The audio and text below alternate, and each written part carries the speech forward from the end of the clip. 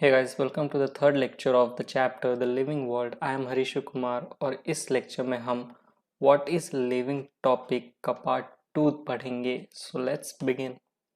देखो, What is Living part 1 में हमने देखा था कि लाइफ क्या होता है. What is life? उसमें हमने देखा था कि following are the main characters of living.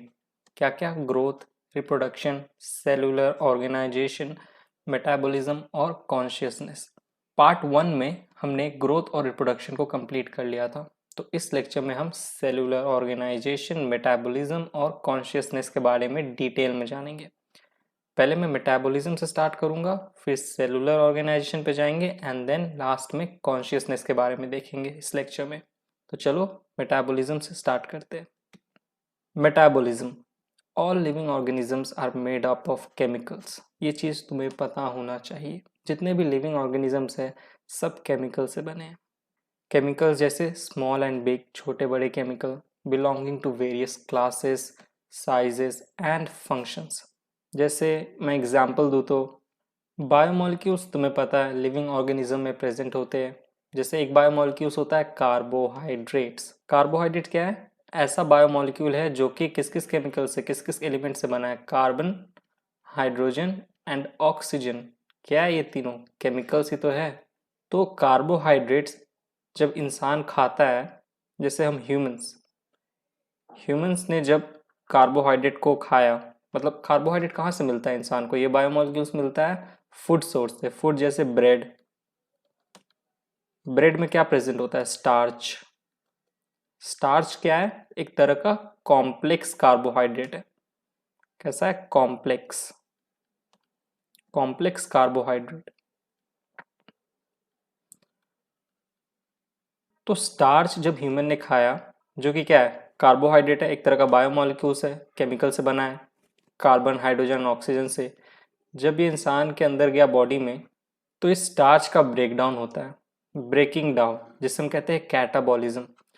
Starch को ब्रेक कर देते हैं ग्लूकोज में. ग्लूकोज क्या है? एक तरह का सिंपल कार्बोहाइड्रेट है. स्टार्च क्या था? कॉम्प्लेक्स. ग्लूकोज क्या है? सिंपल कार्बोहाइड्रेट में ब्रेक कर देते हैं. और फिर इस ग्लूकोज का क्या होता है? एनाबॉलिज्म होता है. एनाबॉलिज्म मतलब होता है बिल्डिंग अप. इस ग्लूकोज को वापस से ग्लाइकोजन में कन्वर्ट कर देते हैं, बिल्ड कर देते हैं. ग्लाइकोजन क्या है? एक तरह का कॉम्प्लेक्स कार्बोहाइड्रेट है.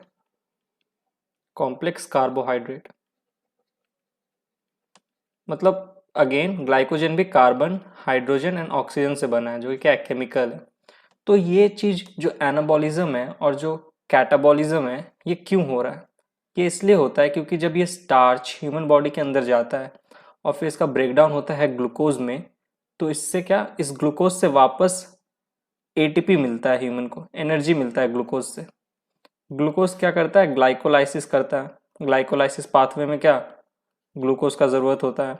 और ग्लाइकोलाइसिस होता है तो एटीपी जनरेट होता है, एटीपी बनता है. एटीपी क्या है? एनर्जी है, जो कि ह्यूमन को चाहिए. कोई भी एक्सरसाइज, चलने के लिए, वॉकिंग करने के लिए, लोकोमोशन मूवमेंट में एटीपी का ज़रूरत होता है. तो बेसिकली ह्यूमन को सरवाइव करने के लिए एटीपी की ज़रूरत है. एटीपी कहाँ से मिला? ग्लूकोज से. ग्लूकोज कहाँ से आया? स्टार्च से. स्टार्च क्या था? कार्बोहाइड्रेट था, कॉम्प्लेक्स कार्बोहाइड्रेट. और कार्बोहाइड्रेट क्या है? एक तरह का बायोमोलिक्यूल है, जो कि किससे बना है? Carbon, hydrogen and oxygen. तो देखो ये केमिकल कितना इंपॉर्टेंट है ह्यूमन के सर्वाइवल के लिए. अब ये जो ग्लूकोज है, मान लो ग्लूकोज से एटीपी जनरेट हुआ, ठीक है, और फिर बहुत सारा ग्लूकोज बच गया. मान लो तुम एक ब्रेड नहीं खाए, 10 ब्रेड खा लिए एक बार में, ठीक है, सैंडविच बना के. तो इससे ग्लूकोज बना. जितना ग्लूकोज का ज़रूरत था, जितना तुम्हें एनर्जी चाहिए था, उतना मिल गया. बाकी का जो बचा कुचा ग्लूकोज था, उसका एनाबॉलिज्म होता है, बिल्डअप हो जाता है. और वो जो ग्लूकोज है कन्वर्ट हो जाता है ग्लाइकोजन में, जो कि एक कॉम्प्लेक्स कार्बोहाइड्रेट है. और ये ग्लाइकोजन जाके स्टोर हो जाता है लिवर में. और वापस से जब 1-2 घंटा बाद तुम्हें फिर एनर्जी की ज़रूरत पड़ेगी, तो ये ग्लाइकोजन का वापस से ब्रेकडाउन होगा किसमें? ग्लूकोज में. और फिर तुम्हें एनर्जी मिलेगा. तो कैटाबॉलिज्म और एनाबॉलिज्म क्या है? मेटाबॉलिज्म है. Catabolism and anabolism are the types of metabolism, जिसका होना बहुत ज़रूरी है ताकि एक ऑर्गेनिज्म सर्वाइव कर सके। तो मेटाबॉलिज्म क्या है? बेसिकली केमिकल रिएक्शन है। मेटाबॉलिज्म क्या है? केमिकल रिएक्शन है, क्योंकि बहुत सारे केमिकल का इन्वॉल्वमेंट होता है, जैसे कार्बन, हाइड्रोजन, ऑक्सीजन, मैंने दिखाया तुम्हें। मेटाबॉलिज्म दो तरह के होते हैं, कैटाबॉलिज्म। कैटाबॉलिज्म मतलब ब्रेकिंग डाउन। स्टार्च का क्या हुआ था? ब्रेकडाउन हुआ था ना, किसमें? ग्लूकोज में। एनाबॉलिज्म हो गया बिल्डिंग अप, वापस ये जो ग्लूकोज था हमारा, ग्लूकोज अगेन सिंपल कार्बोहाइड्रेट जो था वो कॉम्प्लेक्स कार्बोहाइड्रेट जो कि क्या है? ग्लाइकोजन है, उसमें कन्वर्ट हो गया था, तो बिल्डअप हुआ ग्लूकोज का। यहाँ ब्रेकडाउन हुआ, यहाँ बिल्डअप हुआ। तो कैटाबॉलिज्म और एनाबॉलिज्म क्या है? केमिकल रिएक्शन है, मतलब मेटाबॉलिज्म के अंदर आते हैं, जो कि बहुत इंपॉर्टेंट है ह्यूमन के सर्वाइवल के लिए या फिर किसी भी ऑर्गेनिज्म के सर्वाइवल के लिए। Sum total of all the chemical reactions occurring in our body is metabolism. मतलब मेटाबॉलिज्म क्या है?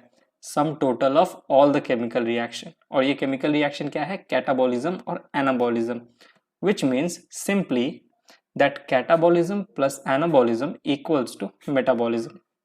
Sum total of catabolism and anabolism is called metabolism. Next point, thousands of metabolic reactions occurs in both unicellular and multicellular organisms. All plants, animals, fungi, microbes exhibit metabolism. कहने का मतलब ये है कि एक प्रोकैरियोट से लेके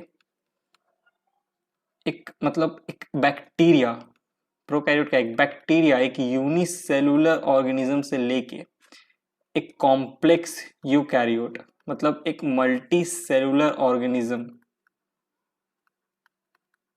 कॉम्प्लेक्स यूकैरियोट तक में भी क्या होता है? मेटाबॉलिज्म रिएक्शन चलता है। जैसे कि प्लांट हो गया, एनिमल हो गया, फंजाई हो गया, माइक्रोब्स हो गया, मतलब बहुत सारे प्रोकैरियोट हो गए, उन सब में ये मेटाबॉलिज्म चलता है, ताकि ये सारे के सारे जो ऑर्गेनिज्म हैं ये जिंदा रह सके, लिविंग स्टेट में रह सके। लिविंग स्टेट में मतलब कहने का मतलब ये है कि metabolism is a characteristic of life. Life के बारे में तुम पढ़ रहे थे, metabolism is the characteristic of life. Without metabolism कोई ऑर्गेनिज्म सर्वाइव नहीं कर सकता है। Moving on, non living object doesn't exhibits metabolism. Non living object कभी मेटाबॉलिज्म नहीं करेगा, उसमें मेटाबॉलिज्म नहीं होगा। ये चीज एनसीईआरटी ने एक बहुत ही शानदार एग्जाम्पल के साथ समझाया है। क्या है? देखो, इन विट्रो मेटाबॉलिक रिएक्शन क्या होता है? इन विट्रो मतलब होता है सेल फ्री सिस्टम, जिसके अंदर सेल प्रेजेंट नहीं हो, ऐसा सिस्टम, यानी कि outside the body of an organism. एक ऑर्गेनिज्म के बॉडी के बाहर तुम मेटाबॉलिक रिएक्शन करा रहे हो सेल फ्री सिस्टम में, जो कि है एक टेस्ट ट्यूब। टेस्ट ट्यूब क्या है? एक सेल फ्री सिस्टम है। तुम अगर इस टेस्ट ट्यूब के अंदर कोई मेटाबॉलिक रिएक्शन करा रहे हो ना, तो ये जो मेटाबॉलिक रिएक्शन है क्या है? आइसोलेटेड मेटाबॉलिक रिएक्शन है, क्योंकि तुम outside the body of an organism करा रहे हो, बॉडी की मतलब ऑर्गेनिज्म के बॉडी से आइसोलेट करके ये मेटाबॉलिक रिएक्शन करा रहे हो, आइसोलेटेड मेटाबॉलिक रिएक्शन। तो ये जो आइसोलेटेड मेटाबॉलिक रिएक्शन है जो तुम एक सेल फ्री सिस्टम में करा रहे हो, ये ना ही लिविंग है ना ही नॉन लिविंग है, is neither living nor non living. तो ये आखिर है क्या? देखो एनसीईआरटी ने कैसे समझाया। Note, while metabolism is a defining feature of all living organisms without exception, line को समझो। मेटाबॉलिज्म क्या है? डिफाइनिंग फीचर है। हमने ग्रोथ पढ़ लिया, हमने रिप्रोडक्शन पढ़ लिया, जो कि कैरेक्टरिस्टिक ऑफ लाइफ है। हमने देखा ग्रोथ और रिप्रोडक्शन नॉट डिफाइनिंग है, राइट? क्योंकि ग्रोथ कोई कोई नॉन लिविंग थिंग भी एग्जिबिट कर रहा था, जैसे माउंटेन का भी ग्रोथ होता है। जब माउंटेन पे बर्फ आके गिरता है तो माउंटेन का भी ग्रोथ होता है। रिप्रोडक्शन हमने देखा था कि नॉन लिविंग थिंग में तो कभी नहीं होता है, लेकिन कोई कोई लिविंग थिंग में भी रिप्रोडक्शन नहीं होता है, लेकिन फिर भी वो लिविंग है, हमने उसे नॉन लिविंग नहीं कहा। जैसे हमने देखा था कुछ कुछ ऑर्गेनिज्म जो लिविंग है, जैसे infertile couple, husband and wife है, वो इनफर्टाइल कपल है, वो रिप्रोड्यूस नहीं कर पाते हैं। म्यूल रिप्रोड्यूस नहीं कर पाता है, जो कि हाइब्रिड है डोंकी और हॉर्स का। And then worker bee, worker bees, ये तीनों ऑर्गेनिज्म जो है, ये तीनों केस में रिप्रोडक्शन नहीं हो सकता है, बट फिर भी ये लिविंग है। तो इसीलिए हमने ग्रोथ और रिप्रोडक्शन को not defining character of life कहा था। बट मेटाबॉलिज्म जो है ना, it is a defining feature of all living organism without exception. कोई एक्सेप्शन नहीं आता, जैसे ग्रोथ में माउंटेन एक्सेप्शन आ जा रहा था, रिप्रोडक्शन में infertile couple, mule, worker bees, ये सब एक्सेप्शन आ रहा था, लेकिन मेटाबॉलिज्म में ऐसा कोई एक्सेप्शन नहीं आता है। इसीलिए it is a defining feature of all living organism.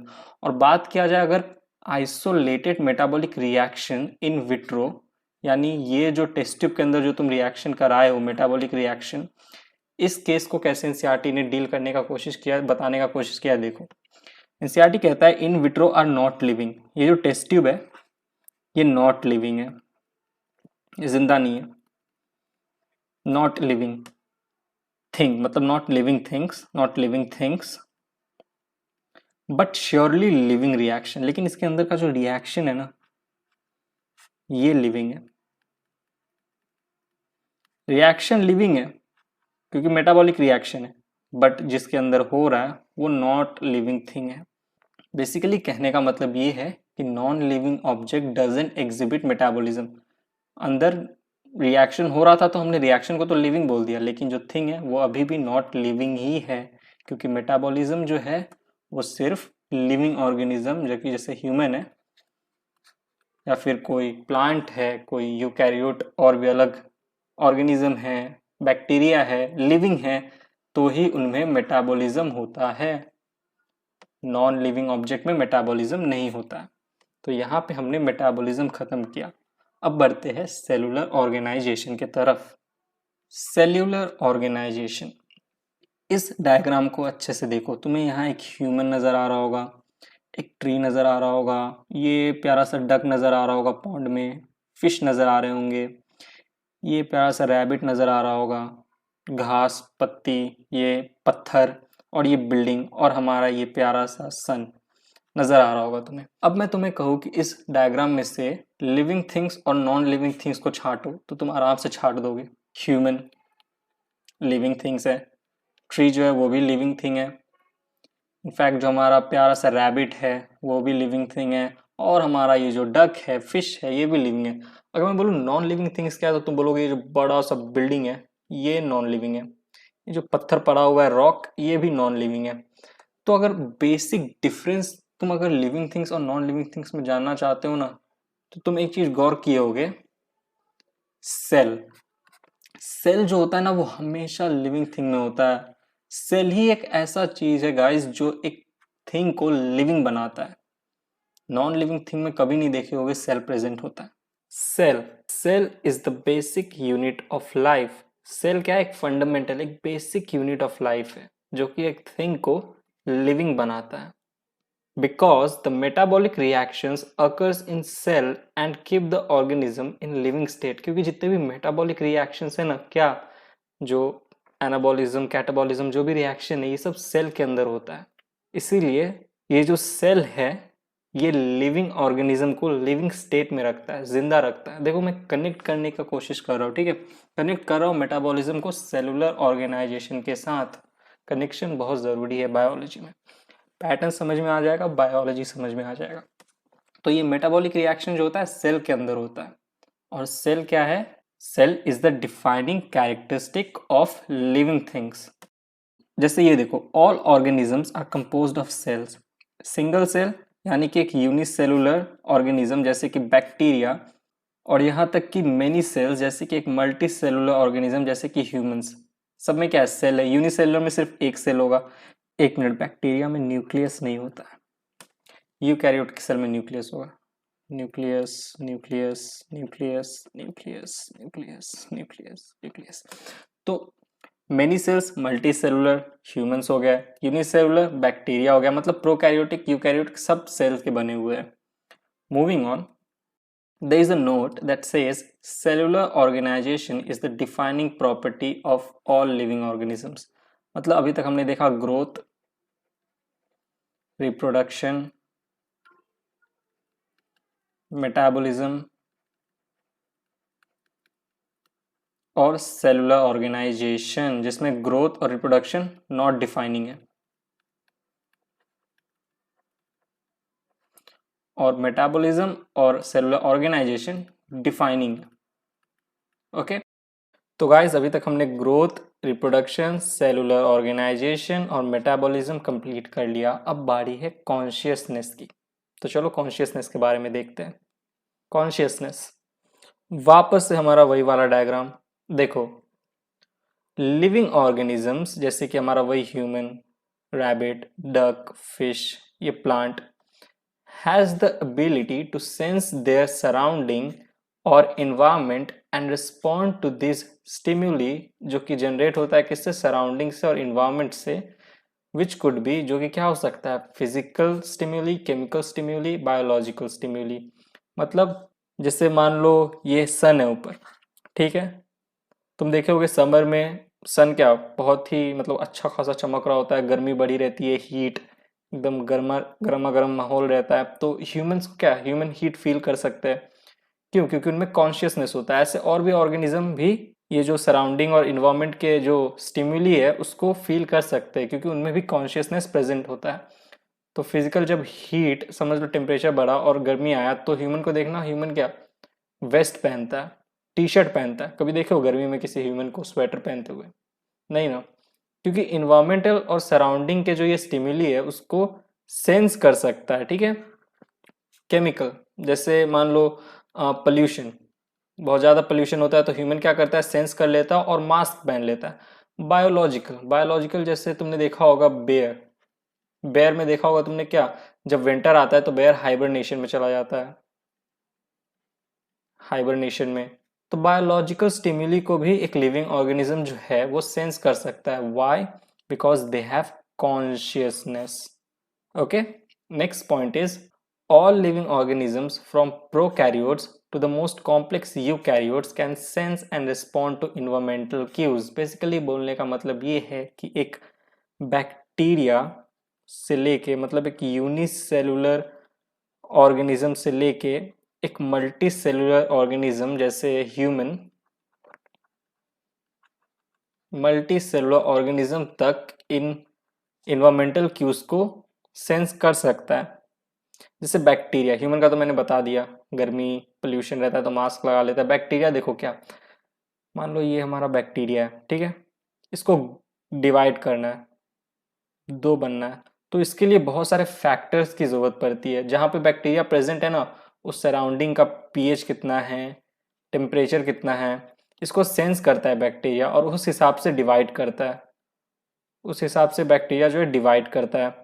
तो देखो सराउंडिंग और इन्वायरमेंटल क्यूज का भी बहुत ही इंपॉर्टेंट रोल होता है बैक्टीरिया में, ताकि बैक्टीरिया डिवाइड कर सके, क्योंकि बैक्टीरिया में भी कॉन्शियसनेस होता है, वो पीएच और टेम्परेचर को सेंस कर सकता है।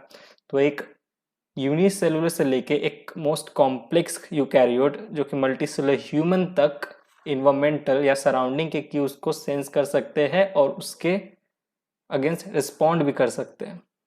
Third point is plants respond to external factors like light, water, temperature, other organisms और pollutants। तुम्हें पता है लाइट और वाटर ज़रूरत है फोटोसिंथेसिस के लिए, तो प्लांट जो है ये उसके अंदर कॉन्शियसनेस होता है, वो सेंस कर सकता है, टेम्परेचर सेंस कर सकता है और उस हिसाब से ट्रांसपिरेशन होता है प्लांट में। पॉल्यूटेंट्स देखना, क्या प्लांट क्या करता है, बहुत सारे पॉल्यूटेंट्स होता है, क्या करता है, उनको एब्जॉर्ब कर लेता है और एयर को प्यूरिफाई कर देता है। क्यों? क्योंकि उसमें कॉन्शियसनेस है। अदर ऑर्गेनिज्म के अगेंस्ट कैसे देखो प्लांट रिस्पॉन्ड करता है, इस डायग्राम को देखो। अदर ऑर्गेनिज्म वाला पार्ट समझने के लिए इस डायग्राम को अच्छे से देखो। एक मिनट को जूम करने दो, तब अच्छे से दिखाई देगा। देखो अब तुम्हें अच्छे से दिखाई दे रहा होगा। एक प्लांट है जिसका नाम है वेनस फ्लाईट्रैप। ये क्या करता है, जब एक मधुमक्खी, एक अदर ऑर्गेनिज्म इसके कांटेक्ट में आता है, देखो जैसे कांटेक्ट में आया तो वो क्या करता है, ये वेनस फ्लाई ट्रैप इसको ट्रैप कर लेता है और डिकम्पोज करता है। ये जो फ्लाई है इसको डिकम्पोज करता है। क्यों करता है? क्योंकि इससे वेनस फ्लाई ट्रैप को बहुत सारा न्यूट्रिएंट मिलता है जो कि वो उस फ्लाई के बॉडी से अब्जॉर्ब कर लेता है, ताकि वेनस फ्लाई ट्रैप अच्छे से फ्लरिश कर सके, सर्वाइव कर सके, ग्रो कर सके। तो ये तुमने देखा कैसे अदर ऑर्गेनिज्म के अगेंस्ट में एक प्लांट रिस्पॉन्ड कर रहा है, क्यों? क्योंकि प्लांट में भी कॉन्शियसनेस प्रेजेंट है। Moving on, examples of consciousness. अब मैं तुम्हें कुछ एग्जाम्पल्स दूंगा। जैसे plants perform flowering in a particular season. तुमने देखा होगा जब स्प्रिंग सीजन आता है, वसंत ऋतु जिसे कहते हैं, तो उस समय प्लांट जो होता है वो फ्लावरिंग करना स्टार्ट कर देता है। क्यों प्लांट को पता चल गया कि स्प्रिंग आ गया है? कैसे पता चला? क्योंकि प्लांट में कॉन्शियसनेस है। Next example, animals performs breeding in a particular season. तुमने देखा होगा जैसे डॉग्स, तुमने देखा होगा विंटर के टाइम ब्रीड करते हैं और बहुत सारा पपीज आ जाता है। देखा होगा क्यूट क्यूट 7-7 8-8 पपीज आ गया है, क्योंकि डॉग जो होता है ब्रीड करता है विंटर के टाइम पे और क्यूट क्यूट पपीज आते हैं। तो ये कैसे पता चला कि विंटर आ गया? डॉग को कैसे पता चला? एनिमल को कैसे पता चला? क्योंकि उनमें कॉन्शियसनेस है। ये जो पता चलने वाला चीज है ना, कॉन्शियसनेस, इसका एक और टर्म दिया है एनसीईआरटी ने, तुम्हें पता ही होगा शायद, जिसे कहते हैं फोटो पीरियोडिज्म। फोटो मतलब होता है लाइट, और पीरियोडिज्म मतलब तुम्हें पता है पीरियड। तो लाइट को भाप लेते हैं, सेंस कर लेते हैं ये प्लांट और एनिमल्स, और उस हिसाब से प्लांट में फ्लावरिंग होता है और एनिमल में ब्रीडिंग होता है। प्लांट क्या करता है? लाइट को भाप लेता है और उस हिसाब से उनमें फोटोसिंथेसिस होता है और वो अच्छे से फ्लरिश करते हैं, फ्लावरिंग होता है। सीजन चेंज होता है तो देखना, सीजन जब चेंज होता है, जैसे ठंड आता है तो तुम देखना कि दिन जो होता है वो छोटा हो जाता है, रात जो होता है वो लंबा हो जाता है, शाम जल्दी हो जाता है। तो ये चीज जो डॉग है, जो एनिमल है, सेंस कर लेता है और इस हिसाब से उसे पता चल जाता है कि उसका ब्रीडिंग सीजन आ गया है। तो इस टर्म को कहा गया फोटो पीरियोडिज्म। लाइट को सेंस कर लेते हैं प्लांट्स और एनिमल्स। थर्ड पॉइंट इज, मिटाने दो, थोड़ा गंदा हो गया। Third point is all organisms are aware of chemicals entering their body, therefore are aware of their surrounding। बहुत सारे ऑर्गेनिज्म है, बेसिकली ऑल ऑर्गेनिजम्स हैं जिनको पता चल जाता है कि उनके बॉडी में केमिकल्स जा रहा है। जैसे प्लांट्स, मान लो क्रॉप्स, राइट?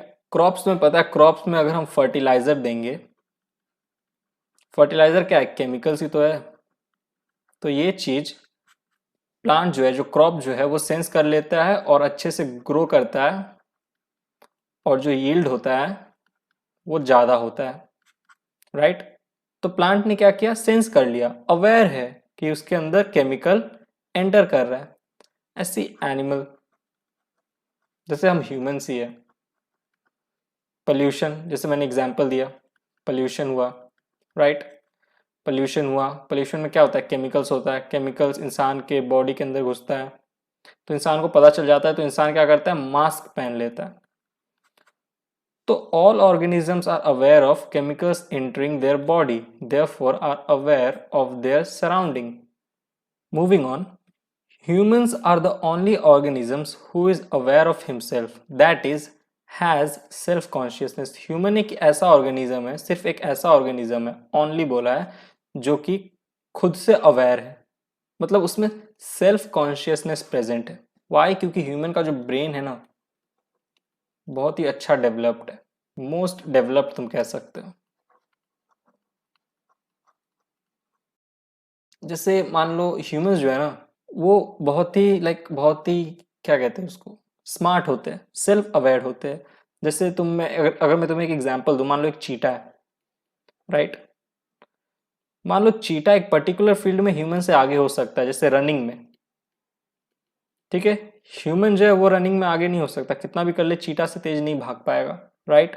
बट एक बात बताओ, चीटा अगर बीमार पड़ गया तो ह्यूमन तो चीटा का इलाज कर सकता है ना, क्योंकि ह्यूमन जो है चीटा का बॉडी के बारे में जान सकता है, फिजियोलॉजी के बारे में जान सकता है। बट अगर ह्यूमन जो है वो बीमार पड़ गया, तो चीटा क्या ह्यूमन को मतलब ट्रीट कर देगा, क्योर कर देगा? नहीं कर पाएगा।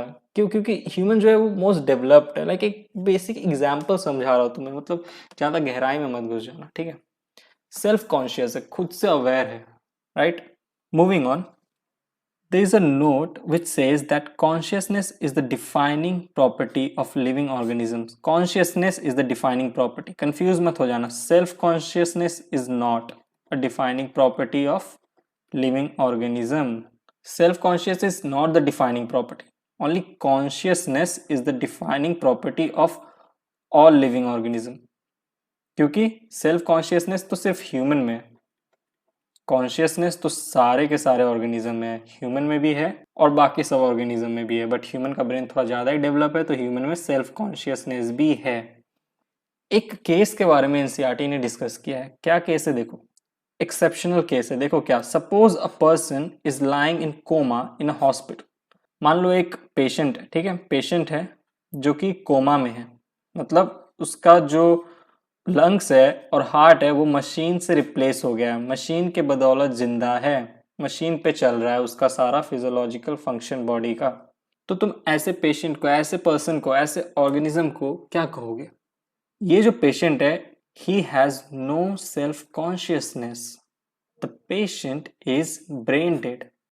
ना ही इसमें कॉन्शियसनेस है और ना ही इसमें सेल्फ कॉन्शियसनेस है, ना ही ये लिविंग है ना ही ये नॉन लिविंग है। इसके लिए एक अलग टर्म निकाला गया है जिसे कहते हैं ब्रेन डेड।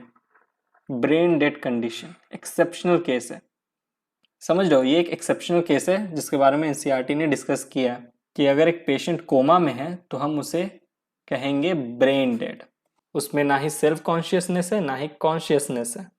तो यहाँ पे हमने कॉन्शियसनेस खत्म कर लिया। तो हमने क्या क्या, growth, reproduction, cellular organisation, metabolism और कॉन्शियसनेस कंप्लीट कर लिया है। व्हाट इज लाइफ वाला जो हमारा क्वेश्चन था, जो हम फर्स्ट लेक्चर से ही ढूंढने का कोशिश कर रहे थे, यहाँ पे हमने पूरा कर लिया उस चीज को। अब आगे बढ़ते हैं। इन हायर क्लासेस आगे जाके एनसीईआरटी ने कुछ एक्स्ट्रा बोलने का कोशिश किया यहाँ पे। आगे जाके जब तुम कॉलेज में जाओगे तो एक चीज के बारे में पढ़ोगे, इंटरैक्शंस। क्या होता है देखो, दो एग्जाम्पल लिया एनसीईआरटी ने, एक टिश्यू का इंटरैक्शन और एक सेलुलर ऑर्गेनेल का इंटरैक्शन। मतलब कहने का कोशिश ये किया एनसीईआरटी की इंटरैक्शन भी एक कैरेक्टरिस्टिक है लिविंग का, बट इसको तुम आगे हायर क्लासेस में जाके पढ़ोगे।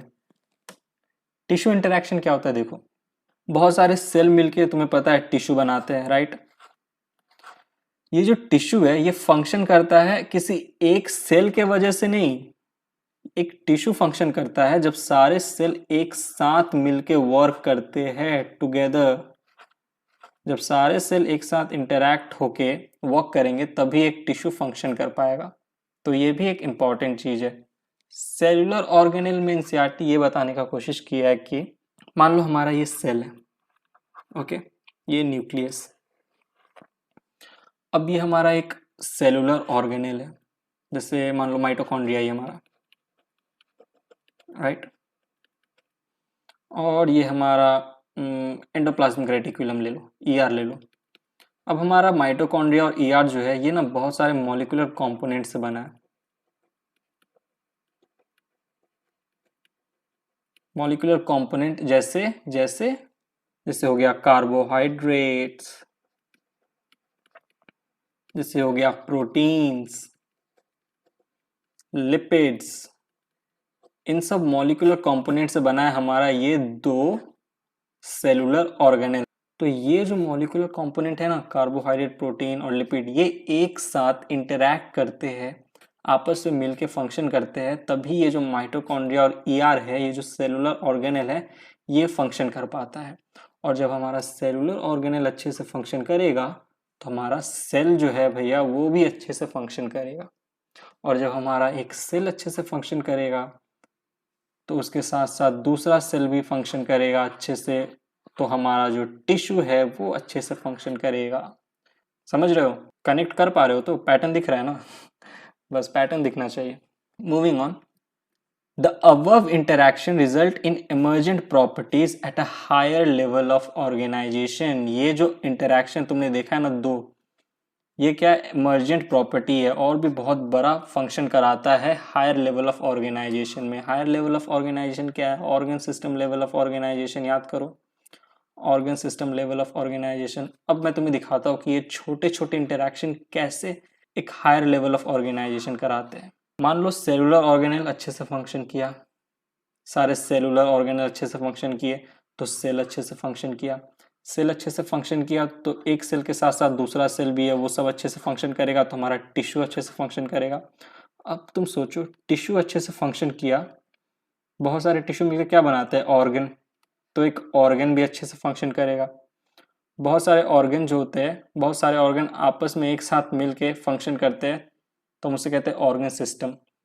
तो जब टिश्यू अच्छे से फंक्शन करेगा तो ऑर्गन अच्छे से फंक्शन करेगा, ऑर्गन अच्छे से फंक्शन करेगा तो ऑर्गन सिस्टम, बहुत सारे ऑर्गन एक साथ मिलके अच्छे से फंक्शन करेंगे। तो देखो कैसे ये छोटा सा इंटरेक्शन, टिश्यू और सेलुलर ऑर्गेनल का छोटा सा इंटरेक्शन कितना बड़ा बड़ा फंक्शन करा रहा है बॉडी में। ज़्यादा इस पर लोड मत दो, ये हायर क्लासेस में और डिटेल में पढ़ोगे। बेसिक आइडिया ले लो कि कैसे एक छोटा सा कॉम्पोनेंट, एक छोटा सा सेलुलर ऑर्गेनल कैसे एक बड़ा सा ऑर्गन सिस्टम को चला रहा है, क्योंकि अगर कोई भी एक ऑर्गेनल इधर उधर हो गया तो दिक्कत हो जाएगा। इसीलिए सेलुलर ऑर्गन टिश्यू को चला रहा है, टिश्यू ऑर्गन को, ऑर्गन ऑर्गन सिस्टम को। मूविंग ऑन, कंक्लूजन पे आते हैं अब हम व्हाट इज लिविंग का। ये जो दो लेक्चर है, लेक्चर 2 लेक्चर 3 जो अभी हम पढ़ रहे हैं, जो हमने दो पार्ट पढ़ा है, part 1 and 2 what is living में, अब इसे हम कंक्लूड करते हैं। कंक्लूजन में देखो एनसीईआरटी ने लिखा है कि all living organisms are self replicating. Self replicating कहा है, देखो रिप्रोडक्शन नहीं कहा है, क्योंकि reproduction is not the defining property, not the defining property है, राइट। इसीलिए एनसीईआरटी ने रेप्लिकेटिंग का टर्म यूज किया है। रेप्लिकेटिंग मतलब जैसे देखो एक सेल है, डिवाइड कर रहा है दो सेल में, राइट, तो रेप्लिकेट कर रहा है, रिप्रोड्यूस नहीं कर रहा है। यहाँ पे हम रिप्रोड्यूस नहीं कहेंगे। ह्यूमन के अंदर सेल डिवाइड कर रहा है, दो कॉपीज बनाया अपना, एग्जैक्ट कॉपीज। इसके अंदर का जो जेनेटिक मटेरियल था ना, ये जेनेटिक मटेरियल ये भी रेप्लिकेट किया। तो इसीलिए एक लिविंग ऑर्गेनिज्म जो है वो सेल्फ रेप्लिकेटिंग होना चाहिए, सेल्फ इवॉल्विंग होना चाहिए। इवोल्यूशन होना बहुत ज़रूरी है, एक लिविंग ऑर्गेनिज्म में इवोल्यूशन होना बहुत ज़रूरी है। सेल्फ रेगुलेटिंग होना चाहिए, सेल्फ रेगुलेटिंग इंटरैक्टिव सिस्टम होना चाहिए, जो हमने टिश्यू इंटरैक्शन की बात की अभी, एंड सेलुलर ऑर्गेनल की बात की। सेलुलर ऑर्गेनल, उसमें जो हमारा मॉलिक्यूलर कंपोनेंट था एक साथ मिलके रेगुलेट कर रहा था और सेल को अच्छे से फंक्शन करने में हेल्प कर रहा था, और जो सेल था बहुत सारा सेल मिलके टिश्यू को मतलब अच्छे से फंक्शन करने में हेल्प कर पा रहा था, ताकि टिश्यू अच्छे से फंक्शन कर सके। तो सेल्फ रेगुलेटिंग इंटरैक्टिव सिस्टम होना चाहिए। And fourth is responding to external stimuli या फिर स्टिम्युलाई, मतलब कॉन्शियसनेस होना चाहिए एक लिविंग ऑर्गेनिज्म में। ये चार चीज बोलते हुए एनसीईआरटी ने व्हाट इज लिविंग वाले टॉपिक को खत्म किया है। तो यहाँ पे हमने कंक्लूड किया what is living after studying the topic what is living. तो गाइज यहीं पे हमारा लेक्चर खत्म होता है। आई होप तुम्हें लेक्चर समझ में आया होगा। समझ में आया तो प्लीज़ वीडियो को लाइक करना, चैनल को सब्सक्राइब करना, बेल आइकन दबाना, और इस वीडियो को अपने दोस्तों के साथ शेयर ज़रूर करना, बिकॉज शेयरिंग इज़ केयरिंग। तो चलो नेक्स्ट लेक्चर मिलते हैं। Bye, thank you, take care.